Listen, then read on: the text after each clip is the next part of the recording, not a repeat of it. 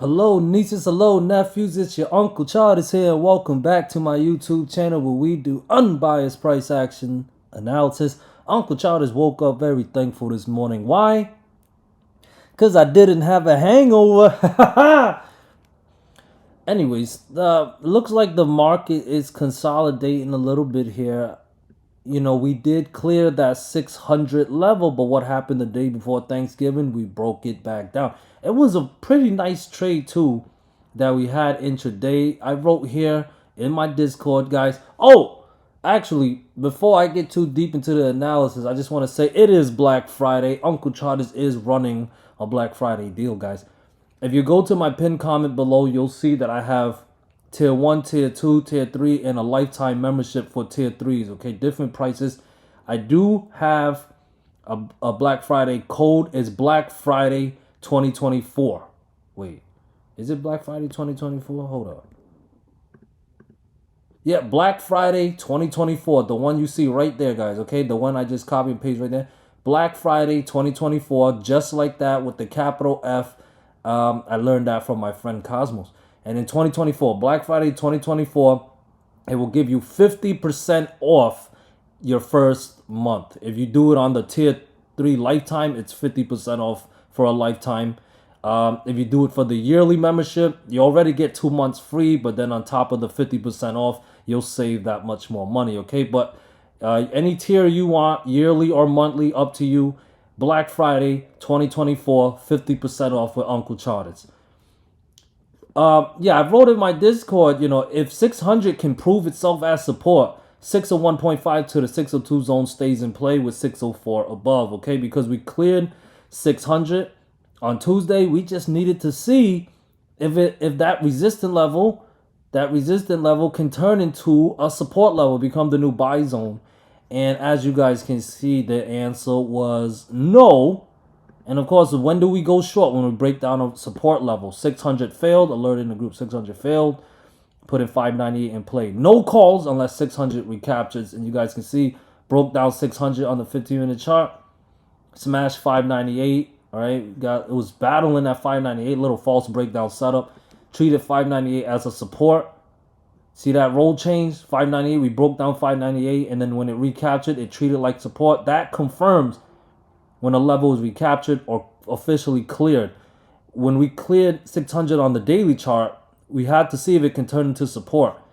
What happened at the 598 level did not happen at the 600 level. So now here we are gapping up once again. So the principle of seeing resistance turn into support remains the same for today. It's only half a day today. My expectation for a move today is very low. I'm not expecting much. But if the market wants to give something, we will take it. That's what we do. We're sheeps, level to level. And if 600 can defend as support, turn into support. It failed the other day, but if we do it today, 602s and 604 fib level would stay in play. We go to new all-time highs. Okay, guys. And of course, once again, if we break down 600, that'll put 598 in play. Now, this 598 level has been serving as support for some time now, for, you know, a few days. Right there. There's some buying pressure. There's some interest at that level. So if we are to be bearish, we don't just want to see 600 break down. Breaking down 600 would be a good start, but breaking down 598 will cancel out those buy orders that we had. I know we had a false breakdown on Wednesday, but you know, when a level gets tested many times, it gets weaker over time. And eventually, if it tests again, it's going to break down, and that'll put 596.7, 595 or lower in play. It'll be a nice move to the downside. We play it level to level, and if we do get a bigger move, we let our runners catch it. Are we on the same page here, guys? Above 600, 598 lowest is still overall bullish, and it can possibly send us to new all-time high. 602 and 604 would be targets. But if we break down those levels, we can get into pullback mode, okay? Send us a little lower, cool down the RSI, all that happy stuff. Imagine we play out a big old M pattern. Oh, imagine, guys.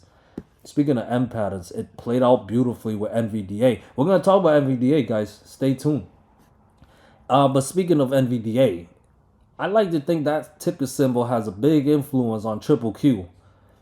Because while, you know, SPY just look like it's consolidating, triple Q looks like it's trying to put in a lower high. Am I wrong? I mean, that's just what it's looking like. It's just what it's looking like. Okay, we got a few touches starting from November 11th high, November 13th high, November 25th high. That's 3 touches. Okay. As of right now, it's around 506.9. So I have resistance at 507 and 508. It's a cluster there with 510 above. Okay, now 510 is the critical level I am watching. It's a fib level, yes, but based on that trend line that I just made, above 510 would be a breakout of that trend line and possibly end the chop phase or consolidation or flagging, whatever this may be. But to put in the bottom, 510 must clear. All right, 507, 508, and 510 clears. You want to look to long. If we break down 505.5, we broke down that level Wednesday. So to keep that breakdown intact, because we're above it right now, we need to break it down again intraday to put 504, 501.3, and 500 all in play below. Below 505.5, we can definitely go a lot lower, possibly. And above 508 and 510, a bottom could possibly be in. Our job as sheeps is to react to whatever the price action gives us. Similar to how I tell you guys on the 15-minute chart intraday. You can apply it to the daily chart, but the same principle. Okay, we break down support, we break down resistance. That's the point of why I give you guys these levels. Like the levels I'm about to give you for Tesla. It's around 336.4. Okay, so I have next support at 336 and 334. If it breaks down, you want to look to short. Okay, get that breakdown. You want to look to short, and that should put lower targets in play. 332, 330, 328, and 326 will all be in play to the downside. Okay, if we are to get a bounce, 338 and 340 must recapture. All right, we had 3 close below that 340 fib level 3 days in a row. So we need a recapture to get a bounce going to put 342, 344, 346, and the fib level at 348 all back in play. NVDA, beautiful M pattern played out, but once we hit the big target, once we hit that double bottom area, right there, and then right there, we had some buying pressure. Okay, so to trust the bounce more, 138 and 140 must recapture either today or maybe next week. Okay, we only have half a day today. Am I wrong? I think it's half a day today. We'll see. But overall, 138 and 140 must recapture to get the bounce going to put this gap up and not be a gap and crap. All right. And if we break down support at 136.6 and 135, we are heading back down, likely to retest 132.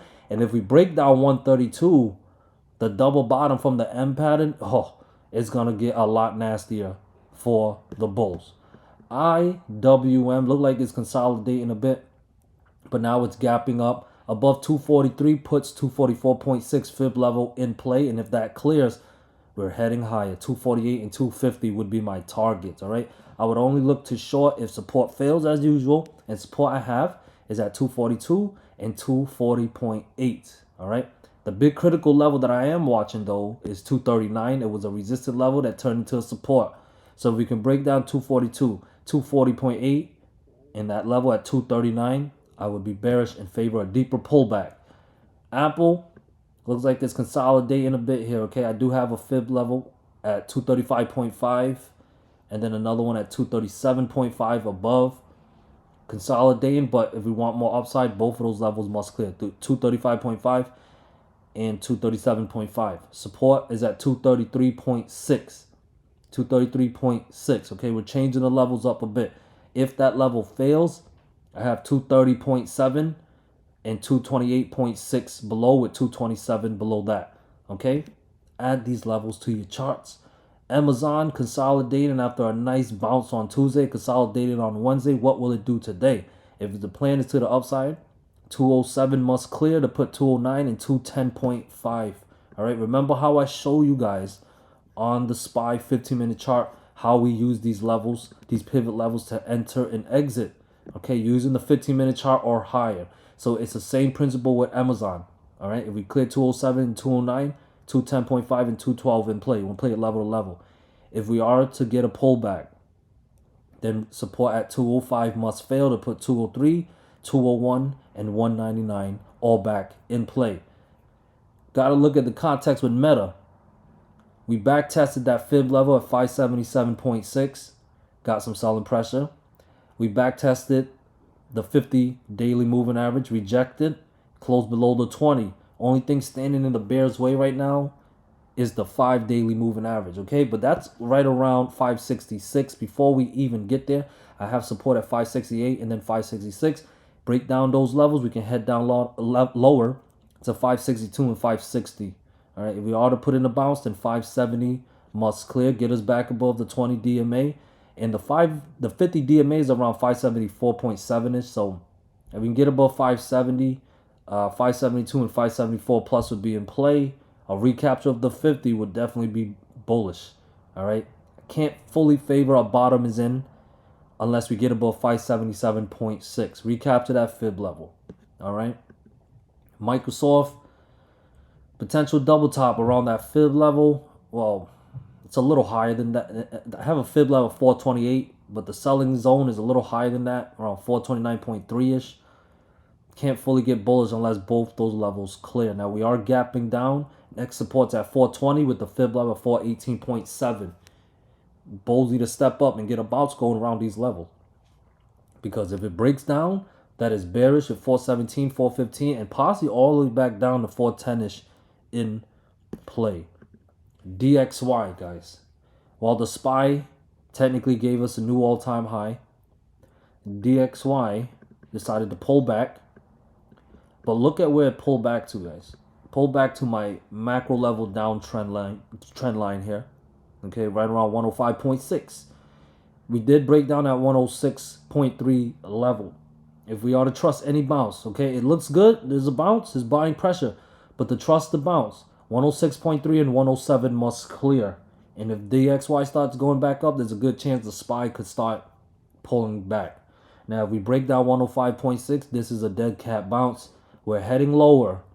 And it could be a sign that the SPY could be heading up. Because it's no guaranteed, but more often than not, DXY and SPY inverses each other. Coin, nice bounce the other day. I have support right now at 311.7. Okay. 313 is the next resistance level with 315 and 317 above. If we clear those levels, the bounce we had from the other day from Wednesday can continue. If we break down 311.7 and 310, dead cat bounce. We're heading back down. 306, 304.5, and 303 would all be in play. DOGE, Uncle Charlie did not have to cut his stop loss. I have my stop loss below 38 cents right now. It managed to recapture 40 cents, so I'm feeling a little good, but I'd like to see more strength. Clearing 42 cents next, I'd feel a little, more relief. And that will put 44, 48, and 50 cents in play. I'm really hoping this 40 cent hold. I still have my stop loss below 38 cents just to communicate with you guys. Anybody else that might be in this, all right? If it does break down 38 cents, I'm going to get out, guys. All right, and I'll probably look to reposition. But right now, we did clear 40 cents. That's good if you're long. We just need to clear 42 cents and 44 cents. If we do, that's your signal to keep on holding your position. Bitcoin, for what it's worth, is bouncing as well. Recaptured 93.3 and 95,000. So hopefully it can help influence DOGE to pop up. As long as above 95,000. I have 98.6 thousand in the big 100K. I really like to see a 100K hit. I'm not holding position on Bitcoin. I'm holding on DOGE, but I figured if Bitcoin can bounce, so will DOGE. We'll see. All right. Good luck to us. Half a day today. Let's finish the week strong. You don't have to go too hard. Take it easy a little bit. All right. We got the weekend. And let's enjoy it. Peace.